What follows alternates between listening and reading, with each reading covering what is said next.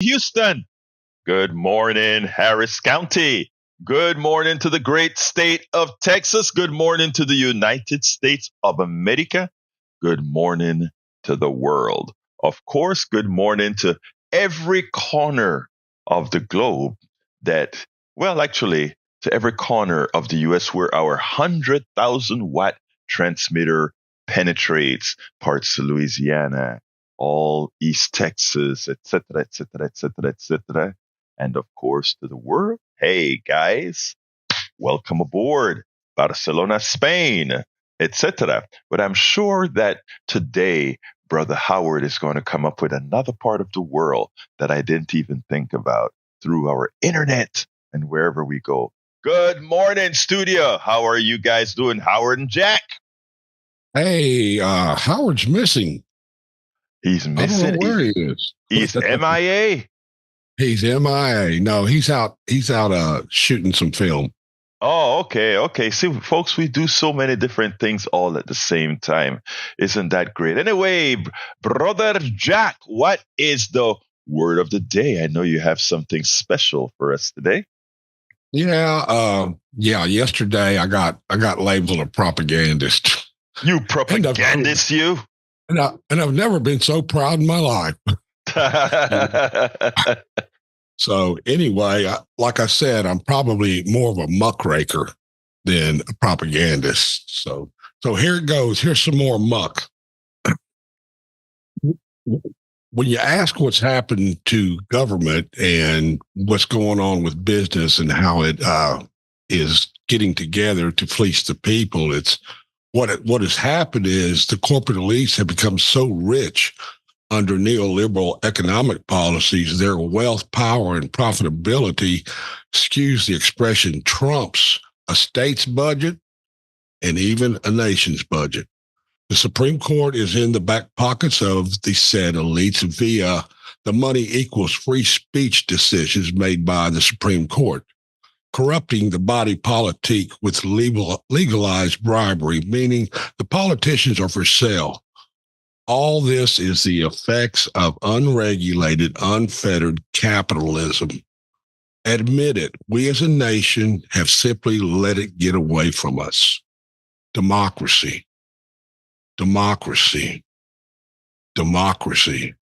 We are one step away from authoritarian rule.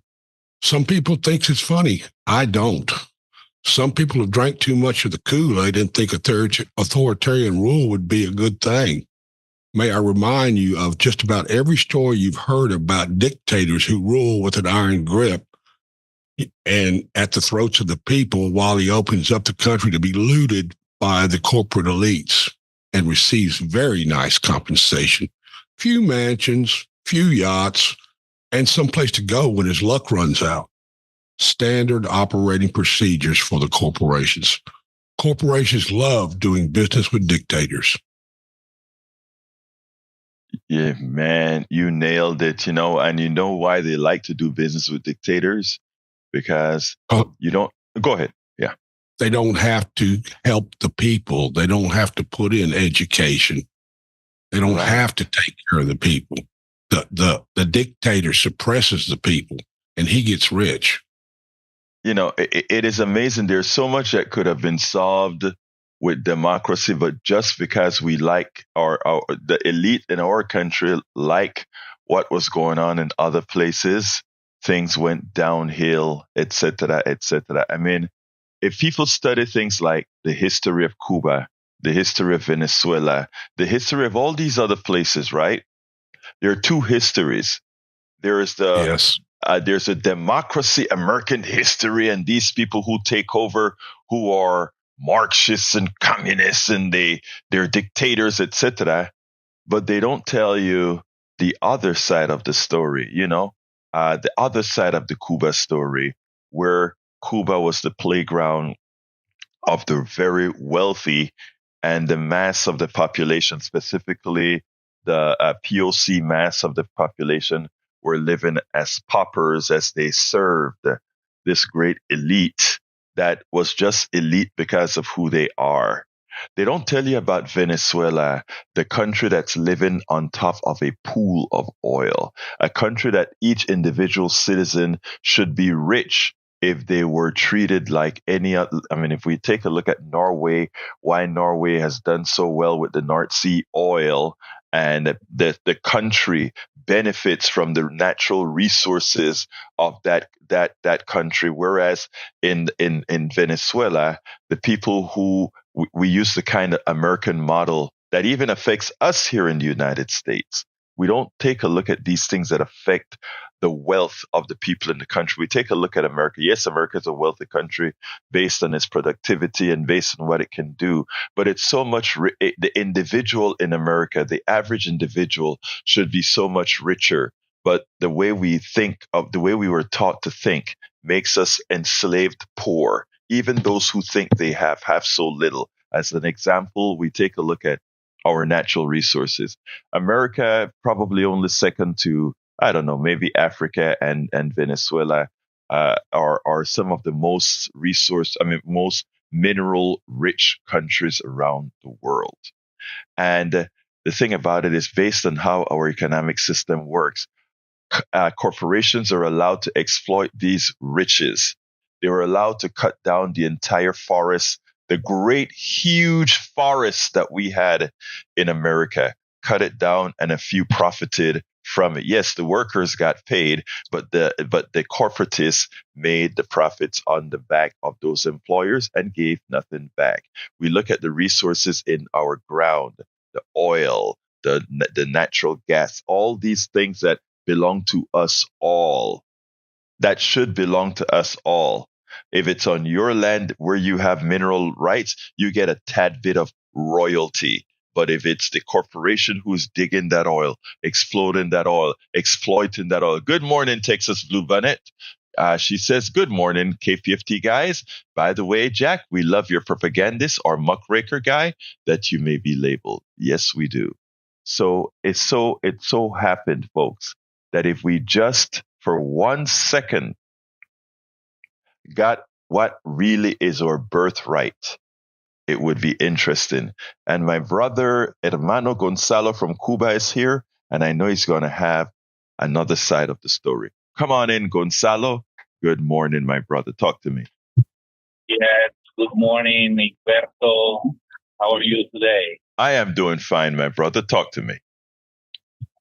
Yeah, well, the inspiration to call you is because you talk about Cuba and Venezuela, and I'm going to talk about Venezuela because I haven't been in Venezuela. I know people from Venezuela. I've heard their stories, but I haven't been there. So I would like to have your take on Panama after Noriega. What is Panama now? Because I have never heard you talking about Panama, the situation, if that would have been better with Noriega or whatever. I don't know anything about politics in Panama. I'll tell you. I know you know about Cuba, and I know that you probably took a bit of exceptions with some of the stuff I said about Cuba, which is okay. I mean, my take, and it's a personal history of immigrant from my grandparents to my dad, who was born and raised in Cuba in the capital. Havana. In the capitalism that Havana, Cuba, capitalism that Fidel Castro said it was bad because there were inequalities, but he never put the word prosperity into perspective. And I think Fidel Castro, in a way, did what other people in the 60s didn't do. That's why he was like an international, well-known leader, and he politicized the world with his propaganda. Because I heard Jack saying the word propaganda, and it worked effectively. But you know what? At the cost of the Cuban people. And I said the word prosperity, and if we put into perspective, 65 years of Castroism, because now his brother has taken over because of personal decisions. There's no political democracy. It's just you are the one who's going to take over, like Chavez did with Maduro, and all the powers and all the political system that was created by the people, let's say that way, was taken away. And I would say, why do not leave the option to people to decide whether to go like Puerto Rico, free, or another part of the U.S., or continue independent and being an independent nation with poverty and without prosperity. And the facts are there. How many Cubans are in exile? You name it. How many Venezuelans?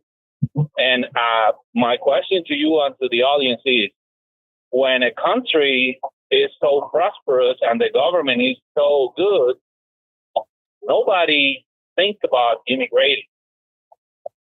Nobody thinks about migrating because there's no reason why. So I just let you with those thoughts, and I want the audience to talk. I know other people have different points of view, and I respect them. In the same way, I love people like Joe and people like the mayor of politics done right to give their take on different points. Thank you very much. Okay, Gonzalo, do you have to go? No. Okay, let me answer you. And because I'm glad you brought this up, and the reason I wanted you to complete your thought is because, yes, we need the audience to understand this, because we're told so much here in America. We were told so much in Cuba, Panama, and Venezuela. Okay, and the overbearing notion here is speak loud. Speak softly and carry a big stick, and also the theory of manifest destiny. All these things tie into how I'm going to respond. But specifically, Cuba, I'm going to start with Cuba. There's a perspective that Cuban exiles have, and I understand it. I genuinely understand it. Okay. In other words, if in Cuba you were doing fairly well during Batista, and here comes Castro with it wasn't going to be communism first, okay? But let's say here comes Castro to move that country that was the playground of the United States into a more democratic system. For those people who were doing fairly well under the Batista regime, and that flew like hell out of there quickly because their privilege was pretty much getting away, I honestly can see the perspective. But let me give you my perspective now with respect to the people in Cuba. As a Black Caribbean Latino brother, this is what I feel is, I remember, if we can start from, even though Celia Cruz was in exile and she saw things a certain way because she was an elite POC exile who partook of the playground, if you will, because she was a singer, well paid, well liked. But most of the people who looked like me were sweeping floors, cleaning the hotel rooms, and doing all these things with absolutely no upward mobility. After Castro, if you take a look at who are the engineers, teachers, lawyers, doctors, etc., because of the demographics of the population in Cuba, many of those people now look like me. Now, where we come about the prosperity issue is an interesting thing. Because we can get the semblance of prosperity, or we can get reality, right? And what happened to Cuba? In order to penalize Cuba, just like Haiti was penalized. Let's pause Cuba for a little bit and jump to Haiti. You look at Haiti. You look at a country that is the first Black liberated country in this hemisphere. The first one that did ask for their liberation, but took their liberation from the French, right? Toussaint Louverture. And what happened? The Western world came up against Toussaint Louverture and the Haitians and said, you guys were property. The land is property. Since you kicked us out of here, if you want to partake in the world economy, which there were some necessities, you will have to pay for having not been slaves anymore. And that put that country forever into a depressed state, a depressed economic state, because of them having to pay the master who enslaved them to maintain their liberty. Let's jump back to Cuba now. The same with Cuba. Go ahead. Yeah. Paradoxically, Haiti, as you said, with Toussaint Louverture, was the first country who revolted against the colonialism, yes, and liberate. They tried to liberate themselves, and actually, most of the colonos from Haiti migrated to Cuba because in Cuba, the criollos or the Creole people who were mixed from Spanish and local people, white people, they started another revolution, and they thought differently because they, with the experience of Haiti, they say, why don't we take these people as allies? And then you have in the history people like Antonio Maceo, who was a mulatto, including Batista was a mulatto. Batista, yeah, but that came later on. But the history of Cuba is still full of people whose they are equal race, but they are racist, and including Fidel Castro. And I agree. Castro. I agree. To give you numbers, if you see the nomenclatura of Cuba nowadays, how many black people descending really from Afro-American? Like from yes. Let me explain that. You're correct. Estás correcto. Two, if not three, at the top leadership. The rest, including the military top, probably there are more. But,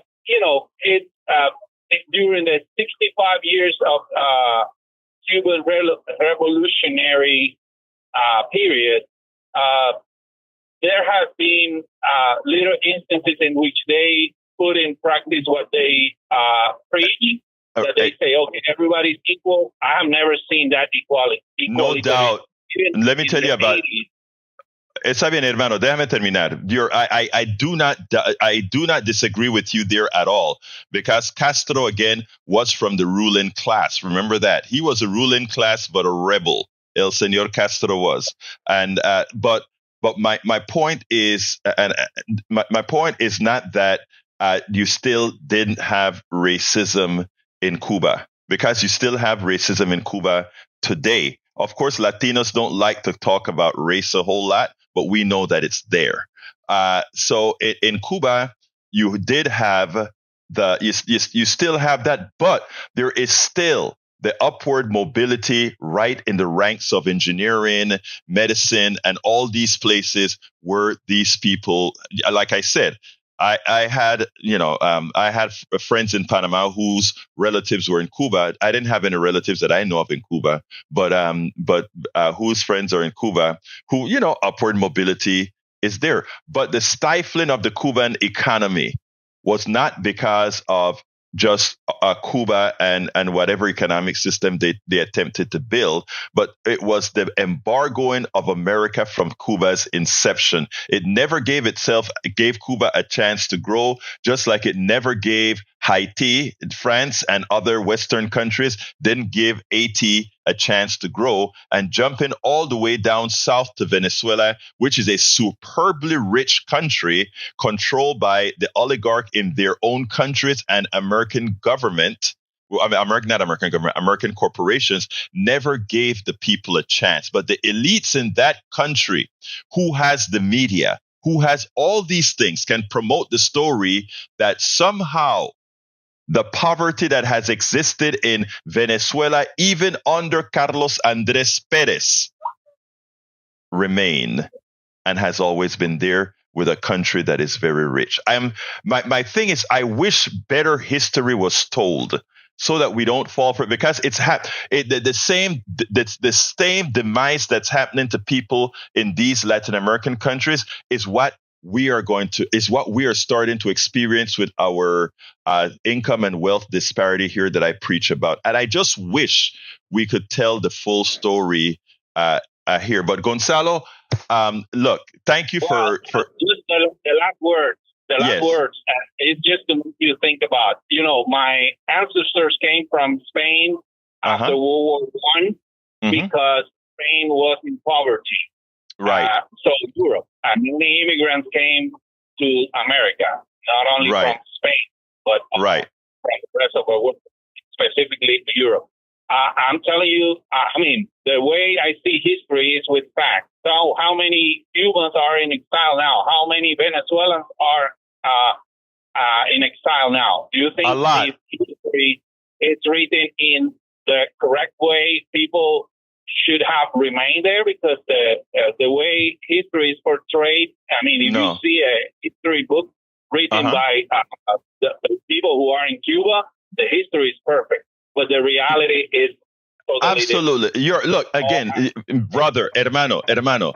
We don't disagree on most of that, but I think I need to leave. I need you to take a look at this story. Remember, please, the influence of what the countries that embargoed a Haiti, a Venezuela, and a Cuba, what it does to an economy from doing that. It prevents its growth. And when you talk about the exiles, of course, the people who have the mobility to be exiled, either with their wherewithal to walk 3,000 miles, or if they have the income that makes them leave. But Gonzalo, hablamos otro tiempo. We'll finish this talk another time, so I can go to Joe. For your time. Thank you very much for your commentary, sir. Let's go to Joe. Come on in, Joe.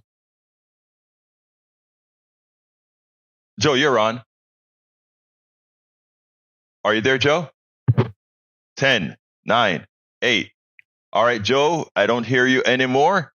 I called back if you want to get on, Joe, because we can't hear you. All right, let's go to Augie. Come on in, Augie. Hey, good morning. Good morning, sir. To you all. And I was thinking about, you said 55 years of Castroism. There was 55 years of, like you said, of embargoes. Yeah. But, and it was the people that kicked out Batista. It wasn't Fidel. He couldn't have done it by himself. It was the people that kicked him out. Even Batista's soldiers didn't fight for Batista. They put down their arms and went with the people to kick out Batista. Yeah. And it was the American embargo that has made it so bad. It wasn't the Castroism. And Cuba sent medical aid to African countries. What did the United States send to Africa? Munitions, weapons, military trainers. They're not sending no medical help to any African country that I know of. No, remember Angola, when Cuba sent a whole lot of folks to Angola, as far as, and even the issues that we had in Grenada and so forth, where they've sent doctors and all of that, because again, that's one country that was able to do a whole lot with a little. Now they have a lot of problems, like Gonzalo is correct about that. And they still have they still have racial issues, not like the United States, but they still have it. When Gonzalo says that, look at the top echelon in Cuba, you only have a few black folks, and he's correct. But I can also just reflect that right back to the United States. That's how we look as well, you know. But anyway, continue, Augie. And they even send help to our 911 responders. The only place our emergency responders could get any help was Cuba. They didn't get any help from the United States in their own country. And the Venezuelans, they had sanctions that the United States put on them, and that's why they're here in the Houston area. Yeah. Katie, they got so many Venezuelans. They call it Katie Suela now. I didn't know that. But I do. I have friends from Venezuela, both in my part of town and the southern part of town. But I tell you one thing, Augie, because I'm very I am cognizant to my Venezuelan friends here who absolutely hate Maduro. I think Maduro is a piece of crap. Personally, that's what I think. Right. But he was manufactured by the oligarchy, the oligarchic system. Just like I did like what's his name? The guy before Maduro. You know who I'm talking about.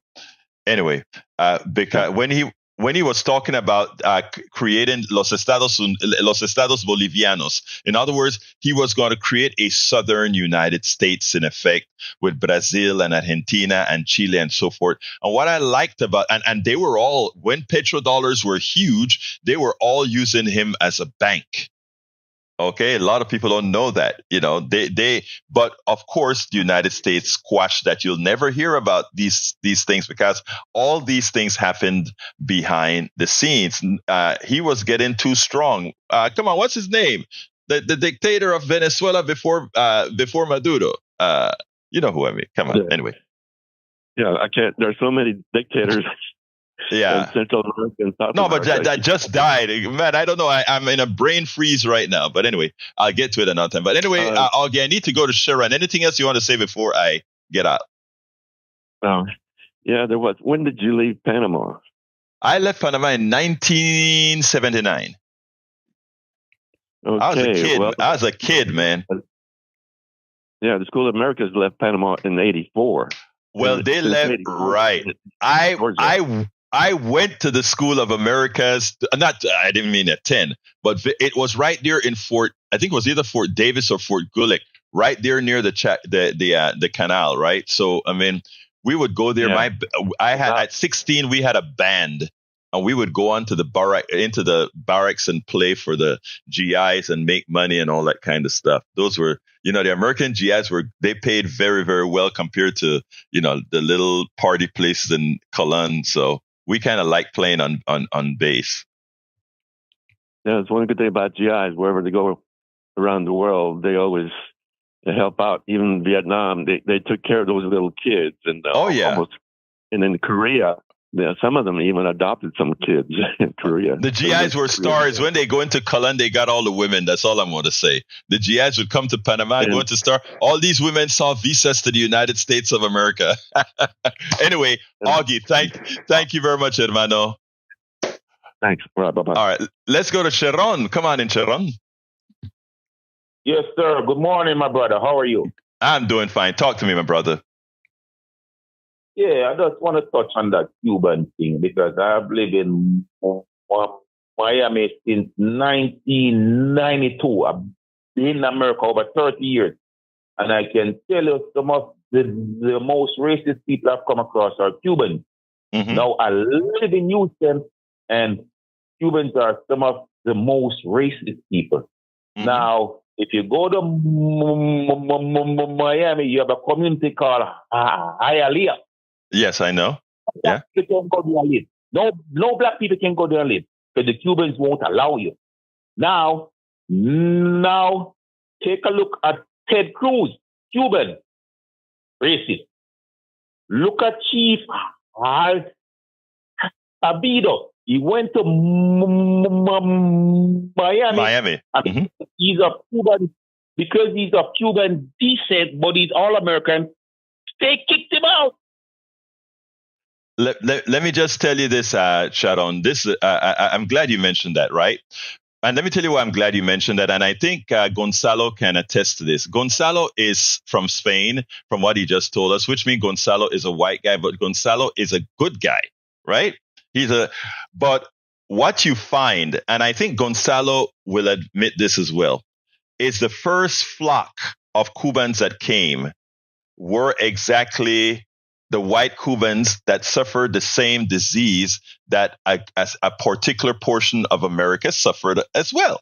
Okay, so they came over here. They were hauling you know what out of Cuba, because Cuba was going to be a place now where under Castro you are going to get people like me, people like you, that now were engineers, lawyers, and doctors. They could have that. And when you talk about Ilea and some of these places where, yes, there is a higher degree of racism there, that is what you will find. Of course, racism is a stupid thing, but that goes beyond the point. So understood. And those are the things that I like to talk about when I talk about even Venezuela, as far as the people who make it away from Venezuela to the United States, right? There are a lot of these issues there as well. So, and who actually benefits from the resources of the country. So all of that dynamic played out under the, when we play that dynamic out through the eyes of the people who write in America, etc., it makes a huge difference. And you pointing that out was, it's actually pretty important. Add another side to the equation, Sharon. So thank you so kindly for calling in, my brother. You're welcome, sir. Have a great day. You have a great day. All right, let's go to Tag. And I want to get to a little piece of my story, let me hold on, Tag. Let me just say this to the audience. Please go to politicsdoneright.com/newsletter. I had 4 topics for the day. And as usual, Jack starts something off that gets me into talking about a narrative, gets the people that are listening to call in. And therefore, since this show belongs to all of you, I just put what I came to talk about on the back burner. So let me tell you what I came to talk about this morning. 1, Kristen Welker exposed Governor Sununu on Meet the Press, where he points out that Donald Trump is really a terrible person, a dictator, but he'll still vote for him. The second topic was about Trump's mental decline, and we gave examples and videos, etc. The third topic was political deep fake, which is something that happened in New Hampshire with a voice that sounds like Biden instructing people to do the wrong thing in voting. And what I want to talk about that, and I'll probably pick this up another day, is how we as voters have got to smarten up, toughen up, because there's a lot of games, especially with AI, that's going to be played in all these elections that will make things quite interesting. We want to talk about that. We have time to talk about that some other day. And the last thing that I do want to get to today, before I close, is progressive lawmakers unveil bill to attack disease of corporate greed. But let's go to Tag. Tag, come on in. How are you doing, my brother? Good, thanks, Egberto. Good day. Good to hear you on the air. I just wanted to say quickly about a lot of rehash about history, what's happened in Cuba, what's happened in, Venezuela. Mm-hmm. Talk about what's happening right now in Ecuador, right? Oh, yeah. And so this is the same thing that's happened in all these other countries, and we just fail to acknowledge it, that entities get involved in these countries, create a bunch of violence, and then they have mass migrations of people coming here. And I'm Cuba has done it. Everybody's done it. But now it's happening in Ecuador. And and Guatemala. I don't know. Did you know that Guatemala just almost had a coup of the newly elected president like occurred here in the United States? Nobody knows it here because we don't talk about it. But continue, Tag. Well, and the bottom line is that when these things happen, these people are so abused that they walk 3,000 miles through Darien Gap and whatever to get here. And it's not because of Democrats. Everybody's blaming the Democrats for these people coming to the border and asking for asylum. It's not the Democrats' fault. It's the fault of the people who are causing the violence in these countries. Right. And that's what we need to boil it down to and look at. Tag, I can't agree with you more. And let me just say this, Tag. That's why I try, when Gonzalo started to tell the story and Sharon tells the story, I want people to articulate things so that we can not just cover it with a little half a story that you'll get on the 6 o'clock news or 5:30 news or something like that. I want people to kind of understand concepts that they're not going to hear in the mainstream media, etc. So look, thank you for bringing that up. Thank you for bringing up Ecuador, which caused me to bring up Guatemala and other things. Anyway, Tag, I got to go to Elan. Anything else to close real quick? No, I just hope we look at current events and then understand why things are happening to our country and not blame it on Democrats.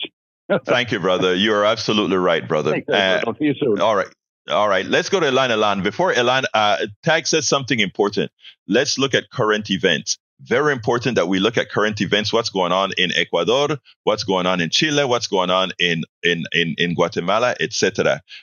But a lot of this have the genesis in things that we've done in the past, mostly at the auspices of our corporate state. And what corporations to go ahead and do overseas that you will never, ever see in our news media. Elan, talk to me, my brother. Yeah, thank you for mentioning Hugo Chavez. Hugo Chavez, yes, that's who I meant, yeah.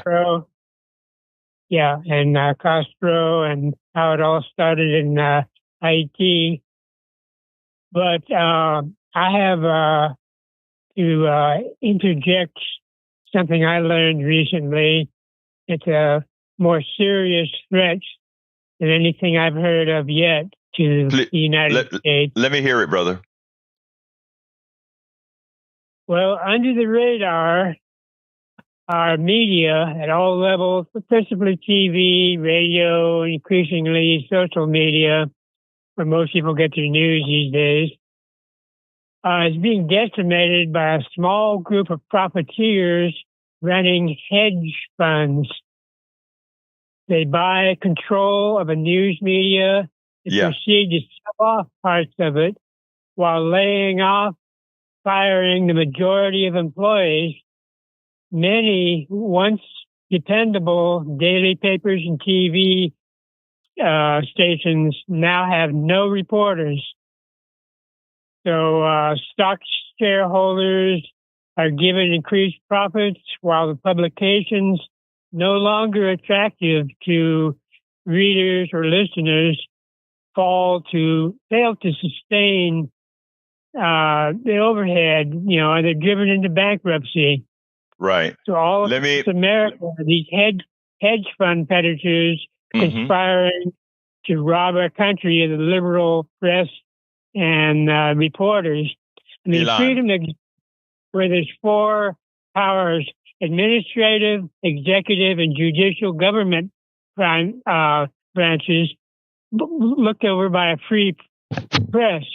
Okay, but Elan, operators are Elan, we're going to be running out of time, and I want to get something in here because you brought up a very important issue.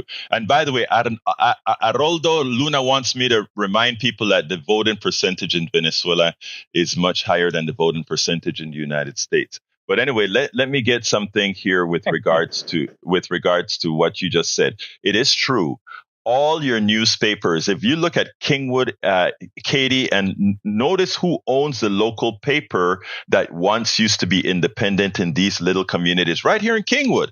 The Kingwood Observer is no longer the Kingwood Observer as we knew it, etc., etc. Yes, it is all capitalized. That is the word that you want to use.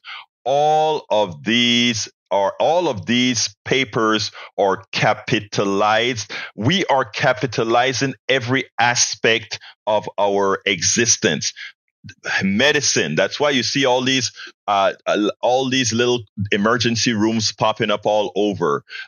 These organizations, these funds that Ilan is speaking about corporate stock funds and equity funds, etc. They are capitalizing everything in our society. Say that again. Say hedge funds, right? Hedge funds, yeah. They are capitalizing everything, meaning turning every piece of our life into a piece of paper that they can sell and exchange on the stock market. That's who we have become.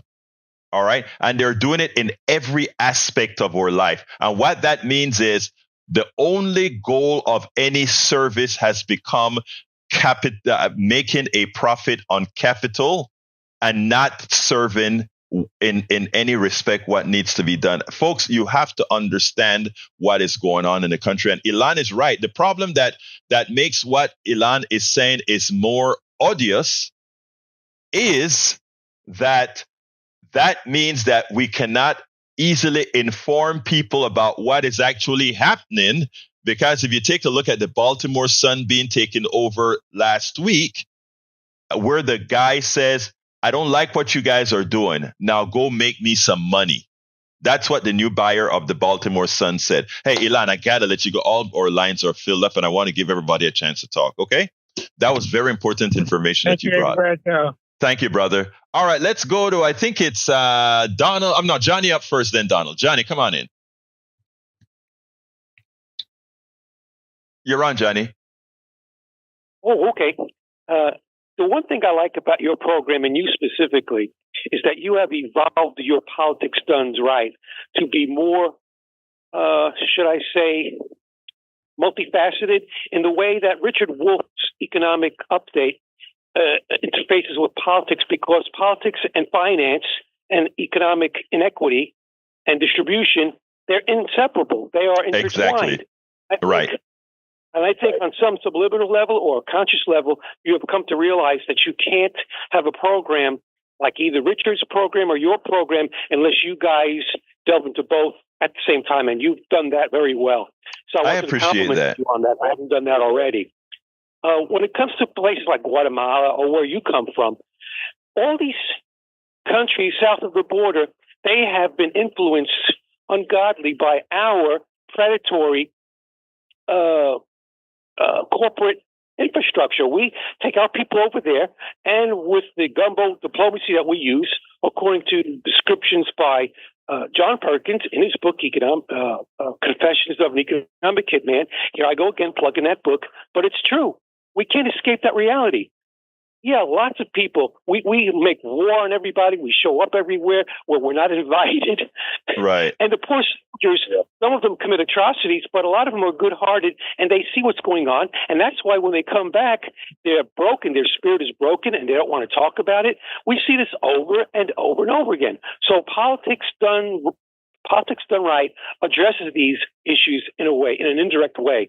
And so look, Johnny, I need to go to other callers, but I want to tell you, I want to thank you so kindly for pointing out what I'm trying to do here, because politics is only loved and people engage in it if they actually see how it affects their lives proper. And that means water, that means oil, that means your food, that means your hospital, that means everything. So thank you for pointing out that that's what I'm doing. I need to run to Donald, who's been waiting for 8 minutes, and then Melissa, then Joni. So I got to run, Johnny. Walk through God's work. Thank you, brother. Peace. Donald, come on in, man. Good morning, Alberto. Anita, good morning, my brother. How you doing? Anita, I apologize for Friday. It's Alberto's fault. He said he wanted women callers, and I just know how to excite people in certain ways. You are a terrible person. No, actually, Donald, wait. Donald, hold on. Donald, hold a second. I want to thank you for starting the program by apologizing to Anita, because that shows that you're a real man, brother. Anyway, continue. But I also want to hear more about her human rights project, and I'd love for you to have her on and call in or whatever it is that excites her. But I love that she got fired up enough to call in. And, and the guy that's after you, what is it, Steve Artisan? Yeah. Thank you, brother. I read a letter yesterday. I appreciate what you guys do. Don't change. If somebody calls in, you're doing something right. So keep the fires burning and keep doing what you're doing. Thank you very much. Thank you, Donald. You have a wonderful day. Let's go to Melissa. Melissa, how you doing, my dear? Hermosa. Good morning. Good morning, Houston. Good morning. I'm going to make it quick. Thank you, Johnny. He definitely touched on my point, but I called because I couldn't let that other caller get away and say that it's not a Democrat issue. I'm going to say that in all of these countries, we go pushing the democracy policies and with the hope that democracy will elevate your country. And then when we get in there, we disturb everything, create unrest, and then there they go, come fleeing over here. So I wanted to say that point, but Johnny cleared it for me, so I can digress. Thank you. Thank you, Melissa. Before you go, though, real quick, before you go, I do think what Tag was saying is that the fault of these things are not the Democratic Party. I think not Democrats like me and you were born on the cloth of, not that kind of way. Right. You know what I'm saying. I do. I got you. But look, thank you so kindly, Melissa, for calling in. We'll talk. I'll check you out at 3 if you show up. All right. Take care. Yeah. All right. Let's go to Joni. Come on in, Joni. Hi. Good morning, Egberto. Good morning. How you doing, my friend? I am doing well. I just wanted to I get in on after the conversation's already started is when I'm headed toward. So, but I did catch something about the media and how what I perceive is even the mainstream or even the more progressive media sometimes has given Trump a break. Like nobody is screaming to the top of their lungs that he said that Ted Cruz had cheated early on in his original bid for president, that Ted Cruz, because Ted Cruz won, I think in Iowa, that Ted Cruz had cheated. He always, if he loses, somebody's cheated. And the reason he gets that break, I was laying, the things that go through my head when I'm laying there trying to go to sleep at night. I think he gets a break because Trump, that is, because he represents from the 70s, late 70s, early 80s. He's the poster child for what a capitalist system wants everybody to want. You nailed it, Joni.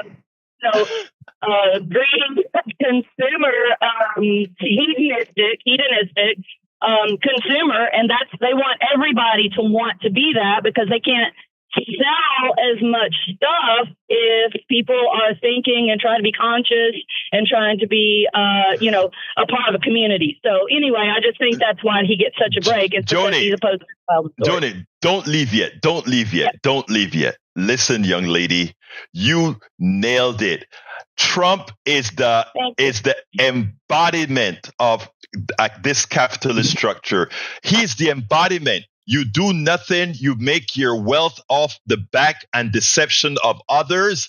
You nailed it so tightly that you got me excited in my chair here.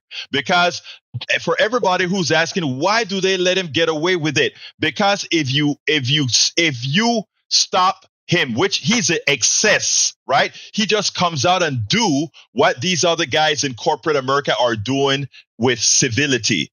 He has no civility, but to cripple him, cripple them. You nailed it. Well, emotionally, he's a 3-year-old. I've taught 3-year-olds before. Emotionally, he is a 3-year-old. If he loses, somebody's cheated. It's really kind of sad, and really we should try to have compassion in our hearts for him, right? Because he actually is, and I really do think compassion is the key. It's not getting angrier about it, right? I just heard something yesterday. They say you get angry, you're going to give yourself a heart attack. Just say, give him a blessing and say, I hope you come to the light, my friend. Like you do, and you are a great example, and I appreciate what you do and what KPFT does. So thank you very much, Egberto. Thank you so kindly, Joni. You made my day, really, because, sometimes we just have to break things down the way they are and why they treat this guy and give this guy the honor. Because a guy that has accomplished so little, that knows so little, all these things, but can acquire so much. That is what capitalism is. You look at all the billionaires. all of this was made on the backs of others, but somehow we have to learn to praise them, because guess what? If we look underneath what's there, there's not much. But we'll talk about that another time. Joni, thank you for that call. Thank you. Have a great day. All right, Derek, come on in, my brother. Talk to me. Hey, good morning. I agree exactly with everything that Johnny said about you in this program, brother. I really do appreciate it. I appreciate you, sir. Thank you. And thank you for saying that about Cuba and bringing out the truth about Cuba and the United States involvement with destabilizing the economy. Because don't you know, Alberto, that in the nation of Islam, did you know that many of our doctors actually go to Cuba for free? Free schooling for. Yes. And Castro opened it up to all of the United States. But because of the government's feelings about Castro in that area, a lot of Americans don't even know it. And it was Cuba that offered to bring, when they didn't have the COVID down there, but the United States did. And they offered to come in here, and the government themselves turned it down. Look, let me tell you, they handle with much less resources. Cuba, Panama, Angola, a lot of these places handled COVID much better than we did with all the technology that we had. And one of the reasons why is for us, healing people didn't come first, or saving people from getting sick didn't come first. What came first? If you notice, this is what I used to drive me crazy during Trump's last year of handling when COVID occurred, 2019, is that if you took a look at what he did, he waited till he lined up everybody who would profit from COVID to get involved. I get all these business leaders that I got the payoff for all these leaders, and then we handle COVID. Of course, those rich people, if they got sick, they could get the best health care that there was for COVID at the time. But we made sure the financial infrastructure was set first. Even with the vaccine, everything was the financial infrastructure set first. How are we going to capitalize on this pandemic? That was settled first, and then we worried about people. When we talk about the inhumaneness of our economic system, just based on how it operates, we don't build bridges or fix bridges because we can't find a way to capitalize it. We don't drill. Right now, there is and I'm going to bring on I got to call him up today, the guy that's running for Railroad Commission. There is an explosion of salt water and grime coming out of old wells right now in I think it's Northwest Texas right now. It's a 3-mile no-fly zone. Okay, 3-mile no-fly zone. You can't fly your drone over that, so you can bring that to Texans and show how good their TCEQ is working for them.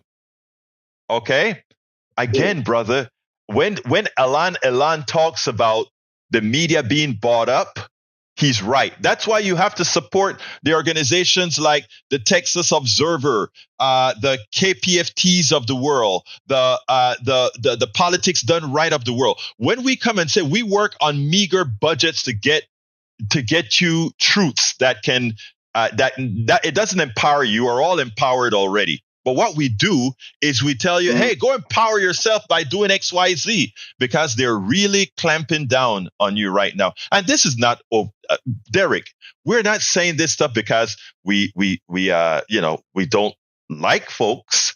We're saying this because that's just the way it is. Yeah, that's true. The ugly side of all of this, and I'm gone, is that the American people need to open up their eyes and understand you live in a corporation. It's not a country. They tell you that in the Constitution. And the sad thing about it, too, is that you're really not treated as citizens. You're really nothing but collateral damage to the world. Thank you. Oh, boy.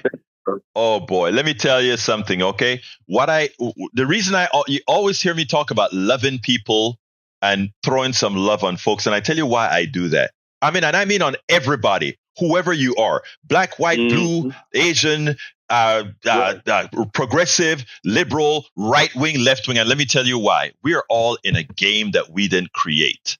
Okay? And we are all manipulated by the system. And the system is on autopilot now. It was created and it's on autopilot, and everybody thinks they're playing in this game. Even the racial part of this system is a game to control.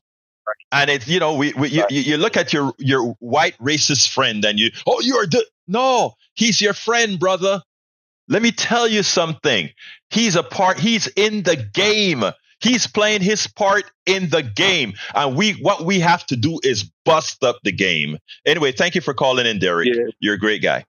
Anyway, folks, it is important that we get it and why we should be loving on us all. Because ultimately, we are the ones that solve the problem. Look like we got one more call. Let's go to Alistair. Come on in, Alistair, my dear sister. Talk to me. Hey, good morning, brother. Good morning, Houston. Good morning, sis. Who was it that just called?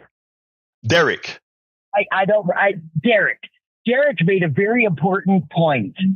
We don't live in a country. We live in a corporation. Yes. And now to add to that, that's why there was such a huge push for Trump in the first election. Is because, the whole drain the swamp thing. Yes, to drain the swamp of politicians and government, and to do something new like run a corporation. The sad thing is, Donald Trump has not ever been successful at running a corporation. Alistair. That's why people bought it, was because, good salesmen. Alistair, you nailed it, and I gotta go. We're at a hard stop now. Thank you so kindly for calling in, sis. Yeah. Hey guys, please go to Politics Done. You too, beautiful. Go to politicsdoneright.com/newsletter. We didn't cover any of the subjects today, brothers and sisters, but it's right there in the newsletter. politicsdoneright.com/newsletter. Please go there and you'll find all the 4 topics that we were going to discuss today. Let me throw it to Jack real quick, and then we'll close this baby out. Well, all I can say to that is I pledge allegiance to the corporations of the United Empire of America and to the economy for which it enslaves all people, demonizes and devalues them, and passes the profit to the elite 1% with punishment and tyranny for the poor. Slackers. Slackers. Anyway, folks, thank you so kindly for listening. Love you callers. Love you listeners. My name is Egberto Willis. Thank you, Jack. My name is Egberto Willis. This is Politics and Right. And you guys know how I end this, baby. I am what? Out. We spend a lot of time deconstructing the news, trying to parse it into a form that everybody can understand. We try to find those little nitpicks where it flies above the fray, etc. If you really like these videos that we do, I want to ask a big favor. Please go ahead. Number 1, subscribe to our channel. And number 2, please join if you can. Thank you so kindly for watching. Keep watching. Please remember to share. We must populate the entire internet with our progressive message, a message that we know is what most Americans say that they want. So help us, please.